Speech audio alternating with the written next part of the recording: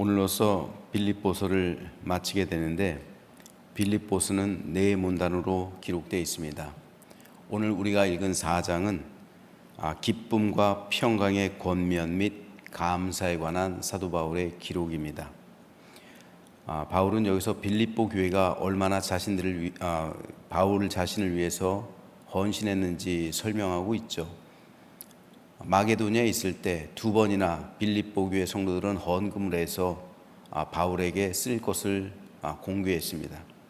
그리고 지금 감옥에 있을 때, 즉 가택 연금을 당한 상태에서도 에바브로디도를 통해서 많은 물질을 후원해 주었습니다. 그래서 바울의 고백대로 나는 지금 충분하다, 나에겐 너희들로 인해서 풍족하게 되었다라고 감사의 인사를 하는 것을 볼 수가 있습니다.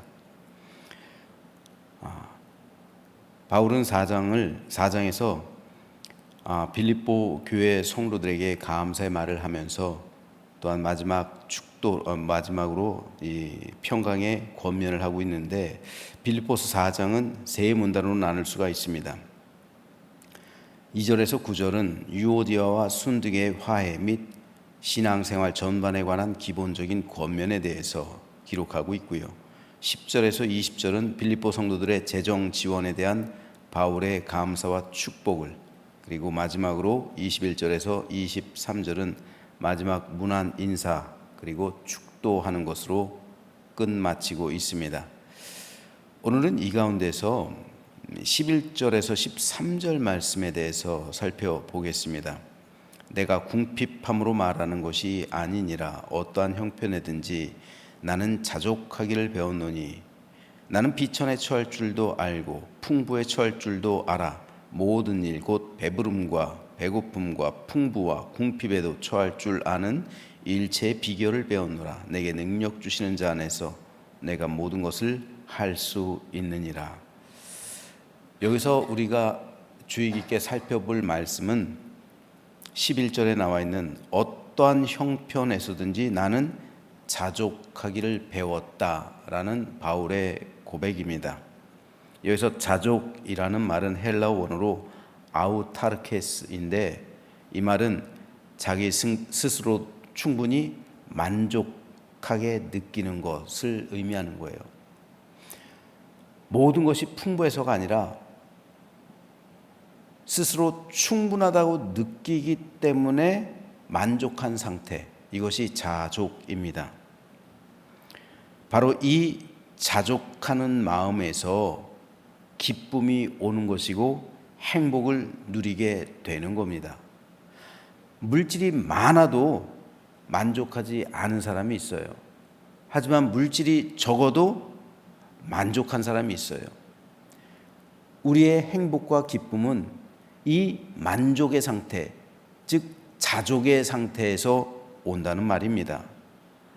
세상 사람들은 더 많이 가져야 행복하고 남들보다 뛰어나야 기쁨을 누립니다. 하지만 그리스도인은 많은 것을 가졌기 때문에 행복한 것이 아니고 남들보다 뛰어나다 하여 기뻐하지 않습니다. 참된 그리스도인은 예수님이 있기 때문에 기뻐하고 만족을 누립니다. 예수님으로 충분한 사람이 기독교인이에요.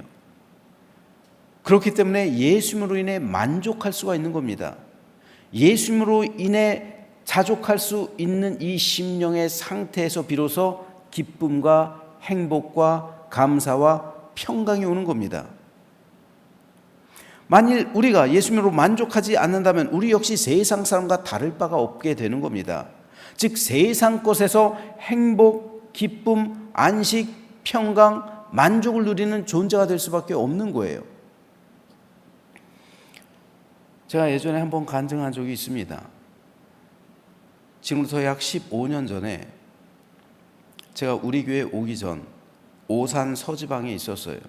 그때는 제가 막 영국에서 한국으로 왔을 때고요. 교회를 개척한 지 얼마 되지 않았을 때예요. 그때 오산 서지방에서 중국에 있는 지하교회를 선교했는데 중점적으로 했던 일이 지하교회 리더들, 특별히 중국인들이에요. 지하교회에 흩어져 있는 리더들, 한 20개 교회 정도 되는데 그 리더들을 모아다가 리더들을 훈련시키는 거예요. 그 리더들이 신학적인 훈련을 받은 적이 없기 때문에 성경 공부 아니라 신학 훈련을 했어요. 그래서 목사님들이 다 전공이 다르잖아요.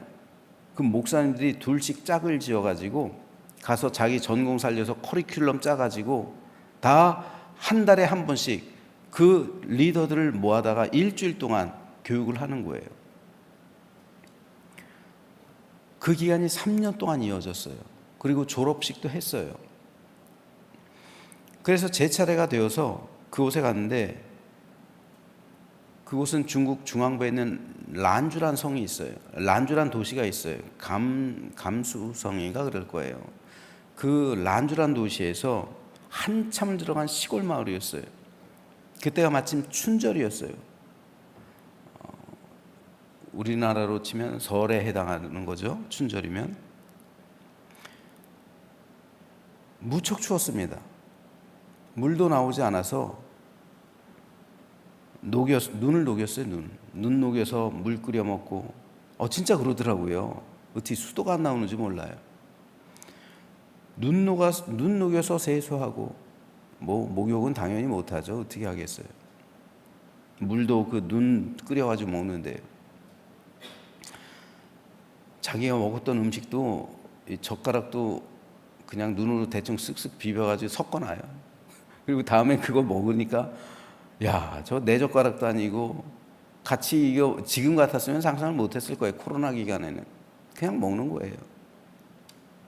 화장실이요? 그냥 뻥 뚫려 있어요. 볼일도 제대로 못 보겠어요. 이 컷 가려져 있지도 않아요. 그냥 뻥 뚫려 있어요. 난로도 석탄도 아니고요. 갈탄 부스러기 같은 거고. 우리나라도 1960년대 그런 거 사용하지 않았을 것 같은데 열기도 없고 얼마나 춥고 잠자는 것도 괴롭고 힘들었는지 몰라요. 추워서. 오죽했으면 제가 갔다 와서 응급실 갔을까요? 아침 8시부터 9시까지 강의가 이어졌어요. 목사님이 둘이 가잖아요. 그러니까 3시간씩 강의하고 3시간을 쉬는 거예요. 그래서 쉬는 시간에 잠깐 밖으로 나가서 춥지만 산책을 했어요. 비포장 도로죠. 눈 녹아서 아주 길도 좋지도 않고. 그런데 그럼에도 저는 주님 앞에 제가 아마 믿음이 좋은 척 했던 것 같아요. 주님, 저는 주님 한 분으로 충분합니다. 이 고백을 했어요. 이 고백은 우리들의 일반적인 신앙 고백이잖아요. 그리고 이 고백을 하면서 묵상하면서 길을 걷고 있는데 그때 갑자기 제 마음속에 주님의 음성이 들려와요. 진짜 너 나 하나로 충분하냐? 그때 저는 말씀드렸습니다. 네, 주님. 저는 주님 한 분으로 충분해요. 그때 주님이 뭐라 말씀하셨는지 아세요? 그럼 너 내가 여기로 와서 이 사람들 섬기라고 하면 여기로 올 수 있어? 저는 그 음성 듣는 순간 진짜로 가는 발걸음을 딱 멈췄어요. 너무 놀랐어요. 주님의 음성을 들어서 놀란 게 아니라 주님께서 여기로 와서 목회할 수 있느냐고 하니까 놀란 거예요. 제가 강의하던 그 집에는 제 둘째 아이와 같은 나이에 한 5살 정도 되는 아이가 있었는데 예쁘다고 안아줘 봤어요. 근데 머리에서 냄새가 얼마나 나는지. 그가 씻지도 않죠. 만일 제가 이곳으로 오면 우리 아이도 그렇게 자랄 수밖에 없어요. 나도 목욕을 못 하는데 어른도 추워서가 아니라 물이 없어서요. 찬물도 없어가지고 겨우 세수만 비누칠도 아니고 대충 하고 있는데, 그런데 여기서 목회를 하면 우리 아이도 그렇게 자라나야 될 것 아니에요. 나도 이 사람들하고 똑같이 이런 생활을 해야 될 거 아니에요. 그래서 발걸음 멈춘 거예요. 놀래서. 여기로 올 수 있냐고 말씀하시니까 진짜 나보고 오라는 건가? 그러니까 깜짝 놀라가지고 내가 발걸음을 멈춘 거예요. 그때 주님께서 제게 또 말씀하셨습니다. 나 하나로 충분하다고 입에 발린 소리 하지 마라.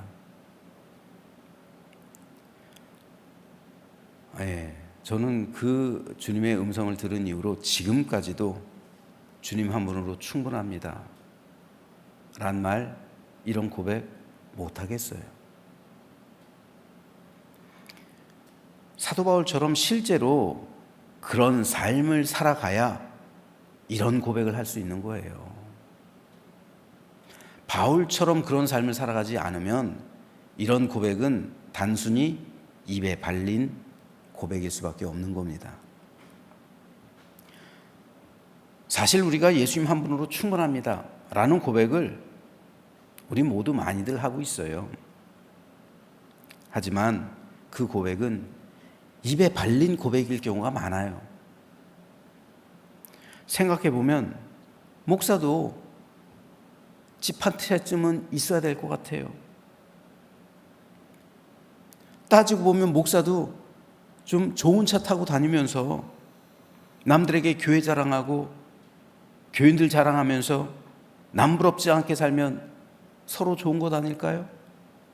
교인도 목사님 체면 세워주고 또 목사도 교인들 자랑하고.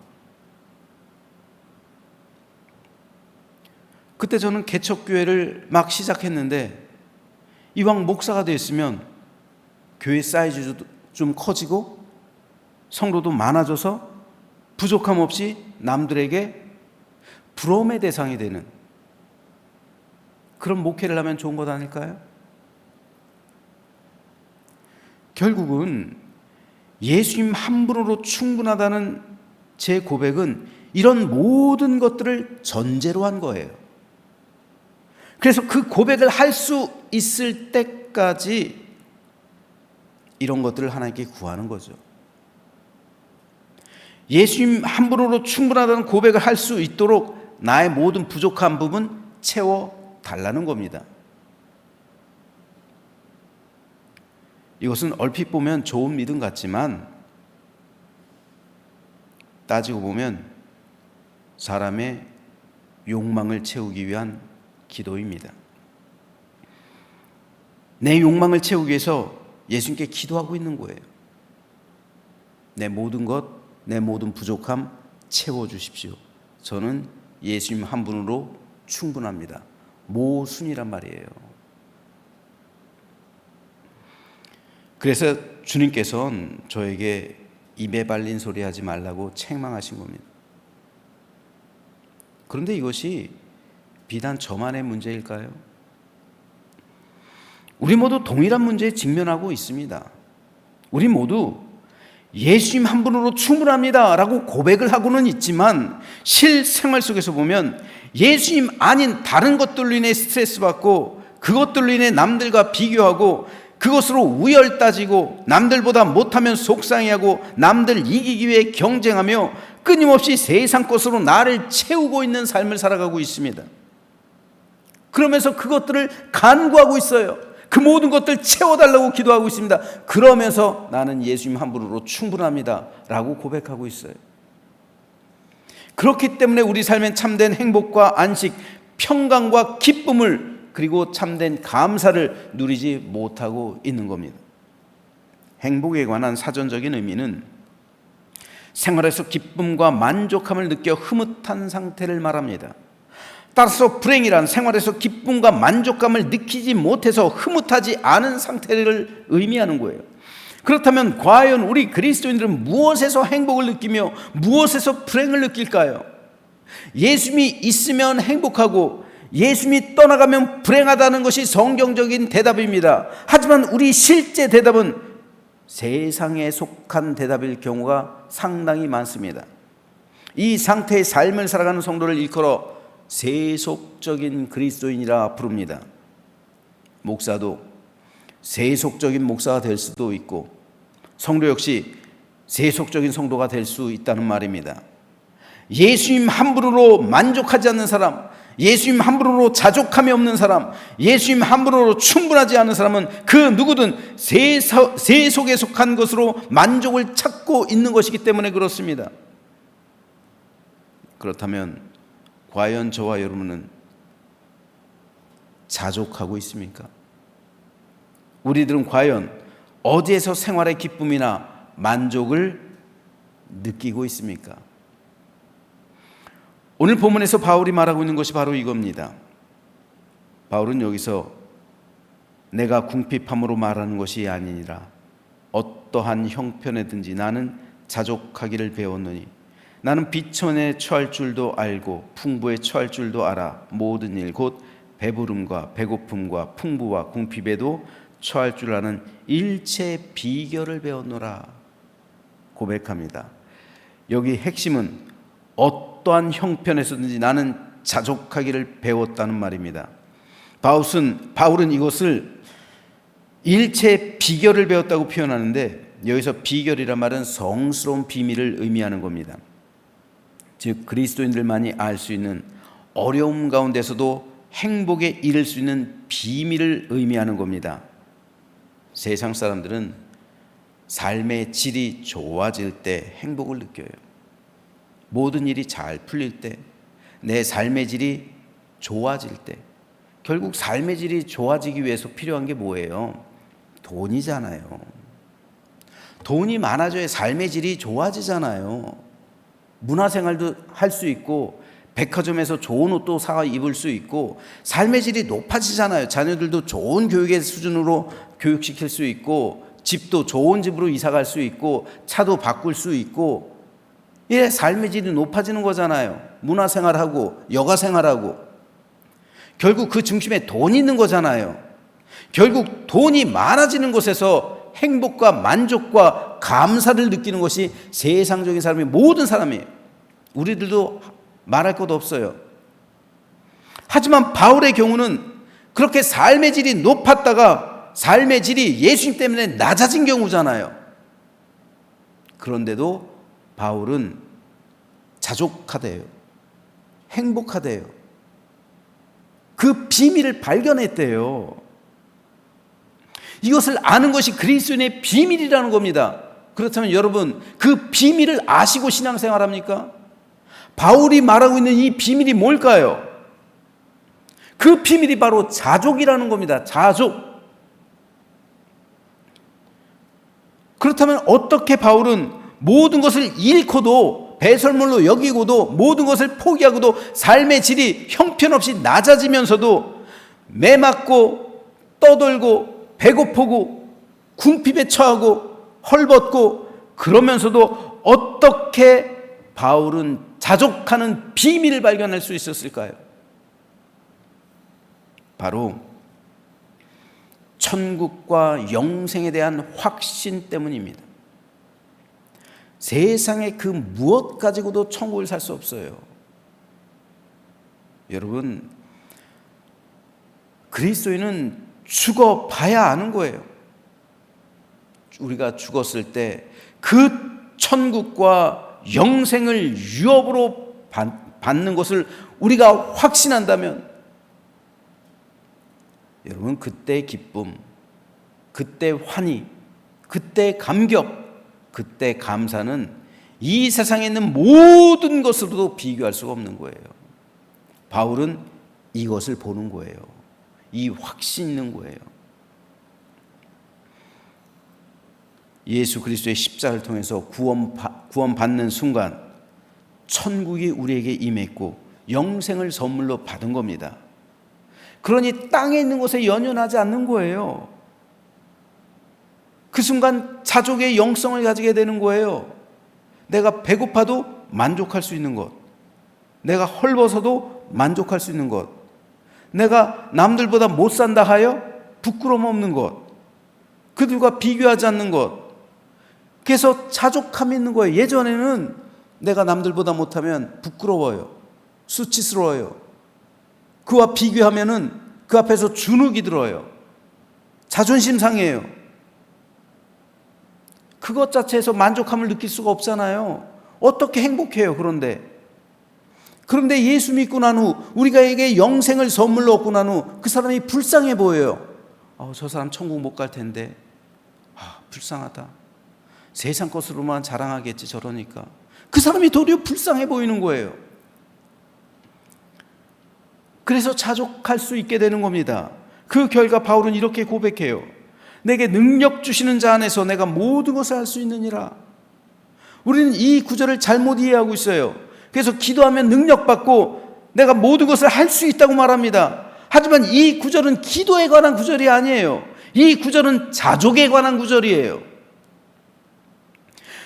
바울은 내가 그리스도 안에서 자족하는 비결을 배웠다는 거예요. 그러므로 나는 세상에서 모든 것을 할 수 있다는 말이에요.